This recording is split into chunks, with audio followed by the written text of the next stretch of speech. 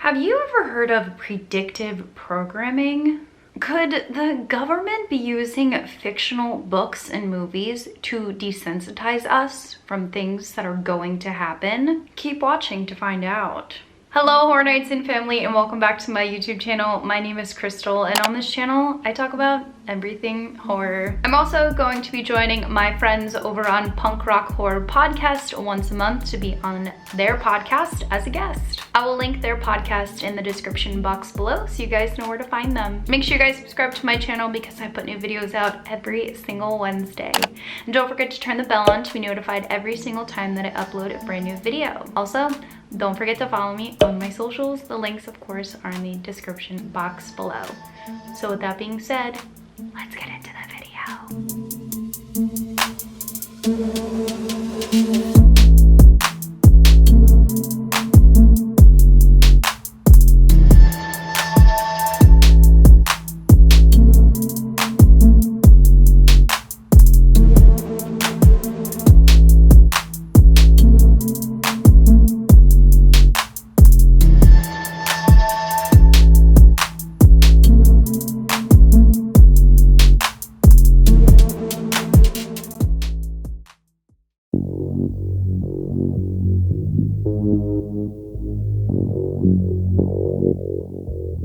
Predictive programming.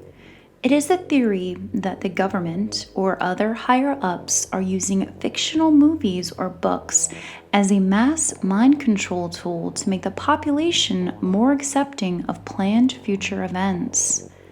This was first described and proposed by researcher Alan Watt, who defines predictive programming as: predictive programming is a subtle form of psychological conditioning provided by the media to acquaint the public with planned societal changes to be implemented by our leaders.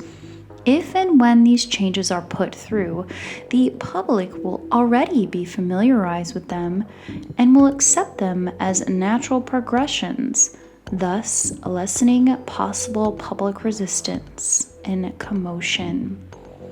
The most notable cases of predictive programming are the examples found in The Simpsons, The Dark Knight Rises, The Hunger Games, and the oldest being from Futility.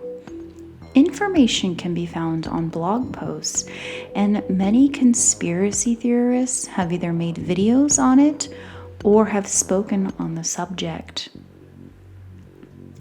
Predictive programming at its core is a tactic to reduce resistance by introducing concepts that seem far-fetched and continuously reintroducing them to make these concepts appear more likely or at the very least acceptable. Now I want to show you some examples of predictive programming in the media. This first clip is from Project Runway from April 4th, 2019. So the contestants and the judges are critiquing a piece consisting of a mask by a designer whose name is COVID, but with a K. Take a look. Loved COVID's look. Do you mind putting your mask back on? Thank you. I had not noticed COVID's detail, this 3D applique. I mean, it just gets better. What do you guys think of this mask? It's sick. Brandon said it, but you must be hot. You should probably take the mask off. So this next clip that I want to show you is actually from a song called Pandemic from DJ Creep in 2013. I'm gonna read you a few lines of the song, then play the one line that is truly strange. Begin life in a lab in the first war of vaccines. Million die in the first week in the pandemic dreams. Reality, Black Death, smallpox, muted disease, flu shot propaganda for all population and troops. Avoid the plague, it might have seeped into the room. It's now airborne with firestorm. Signal our doom. Now, here is the line that is truly disturbing. 2020 combined with coronavirus, body stacking. The world is now. So because that line was definitely triggering a lot of people, DJ Creep took to his socials to explain it. and this is what he said. There was already 6 or so coronaviruses in 2012, 2013 when the pandemic song was created, and a coronavirus was being talked about a lot at the time. As for mentioning 2020, well, 2020 to 2030 was just significant years to me, as well as many other people that are educated on these esoteric topics. So I'll let you guys be the judge of that. Considering we haven't hit 2030 or 2029 or any of those. But I'm not judging. Everybody is different. So let me know what you guys think. Next, of course, is the 2011 film Contagion. This film is considered the film that predicted the virus. This was supposedly the first and last time until 2019 the phrase social distancing was used. Take a look. But right now, our best defense has been social distancing. No handshaking, staying home when you're sick, washing your hands frequently.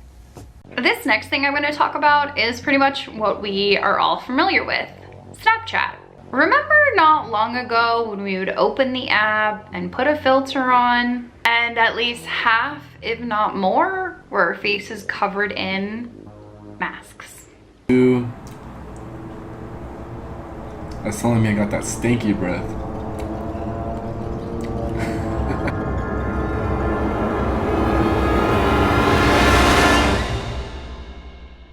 But many people were stating in a Reddit post, there are a lot of Asian people who wear masks due to the air pollution. And some were even saying that the masks were for National Nurses Day. But then some users were saying that it's not a coincidence because most Snapchat users are between the ages of 13 to 24. So maybe it was preparing them for a very long time of wearing masks. Let me know what you think about this Snapchat theory in the comments down below. I also cannot forget about the very eerie and strange predictions from The Simpsons. Now, there are a ton of news articles and a ton of other YouTube videos out there that you can watch that are talking about this and explaining it, but here are some examples to refresh your memory if you need.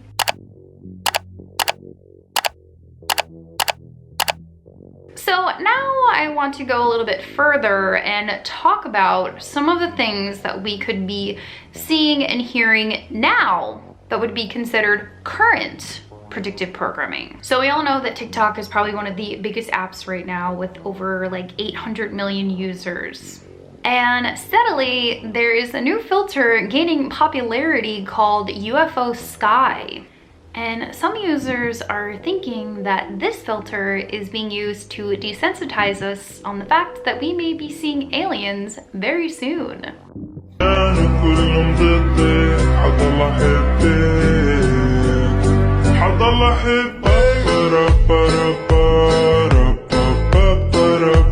So maybe we will be seeing them soon. What do you guys think?